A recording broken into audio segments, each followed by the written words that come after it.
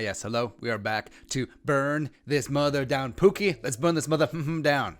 It's going to be a good time. So now we're going to run another free agency and draft simulation on our good friends Draft Tech as we fix the Minnesota Vikings. But today we're going to not only... no, we're not going to rebuild for 2020, just push all in 1 year left of Kirk Cousins. Now we're going to take the flamethrower to the whole damn thing and rebuild from the studs up. Now, the only drawback on Draft Tech, and I say, again, the only drawback is that you can't trade players for picks, so that would have been in our wheelhouse, but we'll just simulate and see what we got here. So, first off, Vikings are $13.7 million in the hole, that according to overthecap.com. So, not great. And one of the great ways for teams to rebuild is really shed some of those contracts as well as salary cap obligations. So we'll go through here. First up, so Everson Griffin has already been able to opt out of his contract, so let him walk. Cut Riley Reef, that's probably pretty easy. Cut Linval Joseph. Cut Xavier Rhodes, thanks for coming out. Cut Harrison. Almost did it. All right, so now we're going to, let's see what we got, $26.7 million in cap space. Now, you can kick the can a little bit in terms of restructuring, but again, that does basically just dissipate current cap hits to prorated seasons. So it makes sense in some terms, but also it is okay for 2021 since the salary cap is going to go up pretty big with a new CBA in 2021. So the Vikings need to get through one season, and also they can take cap space that they have in 2020 as well and roll it over to 2021, which is how you see teams like the Colts have like $85 million in cap space. That is one of the ways that they do it. So what we're going to do, we're going to restructure Diggs, and we will restructure Anthony Barr, and we'll see what that leaves us. All right, so $36.7 million in cap, and again, this is a full rebuild even with Kirk Cousins here. You'll see why here in a second. So that is good enough at this point in time. I'm gonna cut Ben Gideon just for LOLs, because why not? All right, moving on. Matt Ryan restructured. Oh, I thought that said Matt Ryan cut. What? Oh, Jarius Wright's available. All right, so the Vikings have $37.5 in cap space. Looking at players to re-sign. No one's really doing it for me, and again, this is a complete teardown and rebuild. So Stephen Weatherly, you would have spent money on if you didn't resign Everson Griffin in all likelihood, so we'll pass on him, pass on Trey Waynes, pass on Mac Alexander, pass on Curse. Do we just tag Harris? Nah. All right, so will you take 10? All right, so $10 million a year for 4 years, and we'll guarantee 60%. Offer accepted. All right, so Anthony Harris is in the fold, down to $35.5 million cap space, and because you're focusing now on what the future is going to be. Now, are a lot of these players going to be a part of the future nucleus? I mean, you can make a case for Mac for sure, and also if you cut Rhodes, which is given, and then you let Mac as well as Trey Waynes walk. That's a big need at cornerback, so we'll keep that in mind as we get to the draft. All right, so as you get to free agency now, and in a full-on rebuild, generally you're not going to be that active in free agency, whereas free agency is a tax for not being able to draft well. So if this team is fully committed on going through a full teardown and rebuild, like you're not going to be signing the Andrew Whitworths of the world. You're not going to be signing the Jason Peters of the world, even though it would be a lot of fun. But you're going to be focusing on either young free agents or just completely askew free agency altogether, and then focus on the draft. So right now, that's what we're going to do. We are skipping the rest of free agency. Yeah, this is very unlikely scenario, but if the Vikings are fully committed to, is like, hey, all right, so Kirk Cousins isn't the guy. Let's just completely burn this mofo down. That's exactly what we're doing. All right, so which big board we like to use? We like using the composite board, update on 211, and then random boards for the rest of them. And then we'll go classic. Yeah. Let's draft. Let's do it. Do it. Dun, dun, dun, dun. All right, so Vikings 1, 2, 3, 4 have the extra 4th round pick for compensatory, missing that 5th rounder because of Corey Vedvik, as well as they have 2 extra seventh rounders for compensatory. They have an early seventh rounder because of the Danny Isidora trade with the Dolphins, so we got that going for us. So start the round. No trade offers coming in so far. And again, if you're fully committed to the rebuild, we'll pause here after 10. Is it a spot where you want to grab that signal caller of the future, or is it a spot where you're fine trading back, accumulating future picks, and just trying to get as many picks as possible? Because you look at the Dolphins, they gave away Minkah Fitzpatrick as well as Tunsil for extra first-round picks. Now, the Vikings are in a full rebuild, which probably isn't likely, with Zimmer in the last year of his deal, as well as Rick Spielman. But if we're looking towards the future, say George Payton, it's pulling the strings behind the scenes. Certainly plausible. All right, so see who's gone. Burrow 1, Chase Young 2 to Washington. Derek Brown has been mocked a lot to the Lions. We'll see there. Simmons to the Giants. Of course, Gettleman just goes after a linebacker there. Tristan Wirfs, the big offensive tackle. First one off the board goes to the Dolphins, was intriguing. I don't necessarily see that. I think I do see at least 2 quarterbacks in the top 5. I think Tua is made a move for, but Tua goes to 6 to the Chargers. Andrew Thomas, second offensive lineman off the board, goes to Carolina. I like that there. Mekhi Becton, the massive offensive tackle from Louisville, goes to the Cardinals. Jerry Jeudy, the best wide receiver prospect in this draft, goes 9 to Jacksonville. Like him being, what's the name of the Jaguars receiver? Can't believe I'm having a blank. Anyways, then Josh Jones, offense tackle, goes to the Browns. We'll see there. So let's see who's on the board. So Justin Herbert is still there. Our guy Jordan Love still there.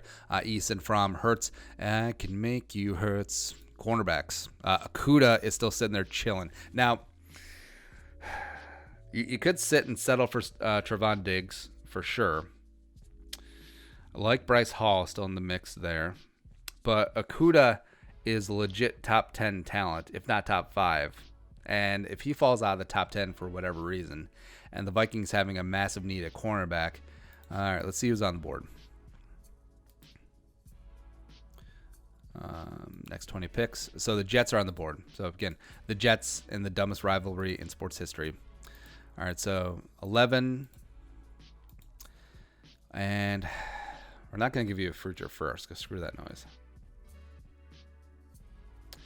Would you go for 2/4 to move up 10 spots? Just spitballing. It's a low ball offer. Don't think they'd go for it. Trade decline. There you go. Proposed trade. All right. How about a future second? And that's it. To move up 14 spots. Trade decline. All right. Future second and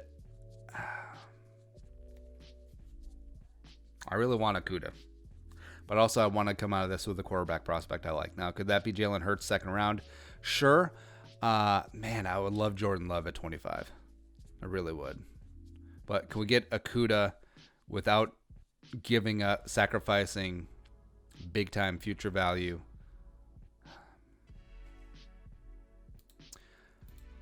How about a third and 2 future second-round picks for 11? Trade decline. All right. Do we have to give up a future first? I think you might have to. All right, so exactly like we said we didn't want to do, we are now looking at mortgaging the future.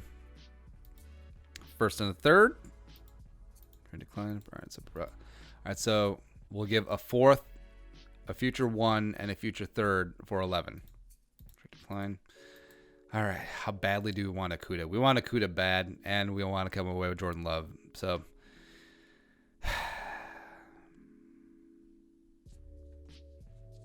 all right, trade accepted. We're on the clock. We're taking Okudah. Just imagine after all that, we don't take him.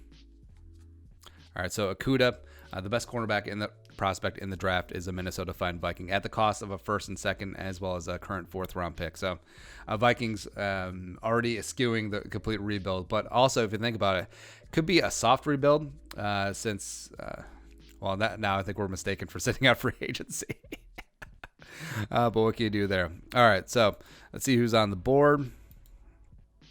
All right, so it's unfortunate. All right, so Jordan Love went 13 to the Colts. And now the Vikings, sitting here. I'm not really that big of an Easton fan. I'm not that big of a Fromm fan. Looking at offensive tackle.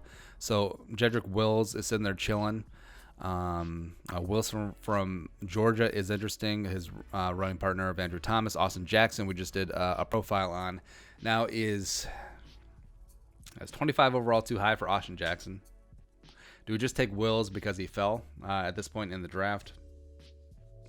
Yeah, we could go with Wills. All right. So coming away with Okudah as well as Jedrick, Wills, we're going to be targeting quarterback in the second round. Ideally, it's going to be Jalen Hurts. Just betting on the physical tools and the upside on it. So we got a couple trade offers. All right, so the Broncos are offering 2 high third-round picks for our 26 overall. We're going to accept that one. There you go. So Vikings are out of it in the second round. So if Jalen Hurts goes, I mean, that's fine. I'm also intrigued by Anthony Gordon as well as Cole McDonald from Hawaii, and get them a little bit later on in the draft. But, we sort of pigeonholed ourselves because we went into the draft thinking that, hey, this is going to be a full rebuild. We're shedding salary. We're ignoring free agency because Vikings right now are without a left tackle. And they're plugging in Fadio Denebo as starting defensive end opposite of Denny Hunter, which I wouldn't exactly be mad at. And they need a lot of help at cornerback. But the fact that Okudah fell out of the top 10 greatly changed the calculus. And now, instead of a full-on complete teardown rebuild, this is starting to look like a soft rebuild. All right, start the round. All right, so Jalen Hurts looks like he might make it to 113. Or, 13 overall. All right, so there we go. We're on the board. Jalen Hurts, bang, bang. All right, let's see what's that's on the big board. So, other needs. Edge. Could use a freshening guard for sure. Need that 3 tech, as well as looking to replace Linval Joseph, although I think they can do that relatively easily in-house. Cornerback-wise as well. Ooh, Bassie from Wake Forest is there. Like him, like Miles Bryant, like A.J. Green. All right, well, at least they did re-sign. Tyler Johnson is there. All right, we're going to take Tyler Johnson as the wide receiver 3, compete with Olabisi Johnson, and then eventually in a couple years it'll be Johnson and Johnson. All right, so back on the board again. All right, so the Kansas tackle, Matt Peart, who I always draft just because of the rush references. All right, so that's it, Dotson. All right, it's relatively close. Gonna go with Bretson, the guard from Michigan. Come on down, you're the next contestant on the Minnesota Vikings. I'm guessing Moss went already, right? Yeah, Moss is long gone. Hunter Bryant would have been intriguing, though. All right, so big third round for the Vikings, coming away with Jalen Hurts, Tyler Johnson, as well as Ben Bredesen to be competing in their interior offensive line. Drew Samia. All right, trade offers. Nah. We're done trading for the day. Starting the round. Fired up. Let's go, baby. Ooh, Michael Pittman is there. No, Michael Pittman. All right, KJ Hill. Except we already got Tyler Johnson, so we're pretty sutured up there. Let's look at the edge. Not really a lot to write home about, especially since Willikis just went. Okay.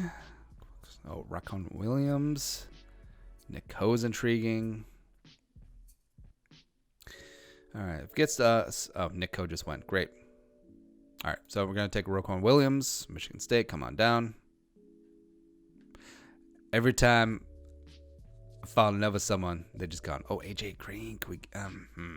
It's probably going to be gone by the time that come around the 6th round. It's the downside of not having a 5th round pick because of Corey Vedvik. But, what can you do there? I'm really happy with our haul so far as we go through 5th round. So Okudah comes in right away. He's going to be your cornerback 1, complete shutdown guy, and putting him in with Holton Hill as well as Mike Hughes and Chris Boyd, the remnants of the cornerback room. Feel okay with that. Jedrick Wills, you come in as a tackle of the future as well. Potentially probably going to have to move Brian O'Neill to left tackle and put Wills in at right tackle in this scenario. Jalen Hurts, quarterback of the future, big talent, big arm. You like his mobility as well. Can he develop NFL accuracy in an NFL system? that's where the big question marks come in. That's why he, despite all the accolades, despite being second the Heisman this year, he did fall to the third round in our simulation here. But again, big third round. Tyler Johnson comes in. Even though I love Olabisi Johnson, I think TJ right away has the advantage. That's the wide receiver 3 for the Vikings. Ben Bredesen from Michigan comes in. He's going to be competing for that left guard spot right away with Drew Samia. And overall, like, even though we change plans on the fly from a complete teardown to a complete, let's see what happens, I feel pretty okay. All right, we'll grab an edge guy later on. Gibson from Tulsa is interesting. Hamilton from North Texas, definitely be on our dance card. Let's see here. Corners, let's look at the big board. All right, so do you grab a running back? Okay. Or do you double down on quarterback? I actually might do that. I'm going to do it. So Anthony Gordon as well as Jalen Hurts, 2 physical specimens. And I don't think Jake Browning is it. So also the fact that you're going to have 2 rookie quarterbacks behind Kirk Cousins. Actually, this is sort of a mild play on what happened with Kirk Cousins in Washington. So Washington moved heaven and earth to sign RG3. Then they double back down on Kirk Cousins. Now, Jalen Hurts, is not the number 2 overall pick, certainly, but you have a third-round quarterback, and then you just double back for value in the 6th round. Ain't mad at that at all. All right, so grab a couple flyers. So grab Clark from UCF, cornerback. And we're waiting for a while, aren't we? Yeah.